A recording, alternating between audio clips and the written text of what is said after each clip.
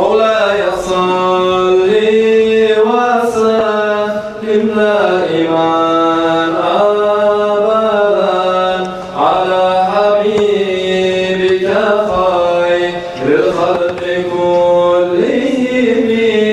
مولاي صل وسلم دائما أبدا على حبيبك خير الخلق كلهم أطل أصيل محمد san Allah sevap yazılan bulsan dilbizge şehadatsan şefaat ya Resulallah gözümüzünü yarılırsan ümmetini darılırsan Allah'ını suygen bulursan şefaat ya Resulallah yüreğimiz ni Muhammed'im imanısan mu'min kullarını yanısan şefaat ya Resulallah gözlerimiz ni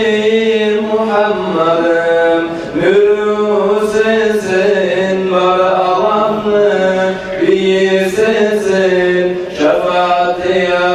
Resulallah Mevla'ya salli ve sellim daiman abadan ala habibike hayril halqi kullihim tuğbil yüzüne geldin bu dünyaya yanıp verdin Allah'ını buyruğun ettin şefaat ya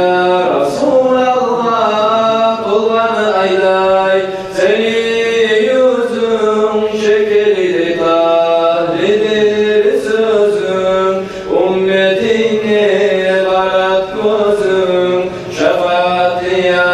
Resulallah köptür seni Muhammed'im mucizatın alam var yanır adın Allah'la etkin dağıtın seni uçun Muhammed'im kurdu dünyanı bilmeye borçluyuz onu sensin ümmetin nicane altın taşlı giyersen sen ol Burak'ta milersen sen ümmetin ciyarsan sen şefaat ya Resulallah olur alamı sultanı olur müminlerin yanı mevlidin sılayıp onu şefaat ya Resulallah Mevla'ya salli ve sellim daiman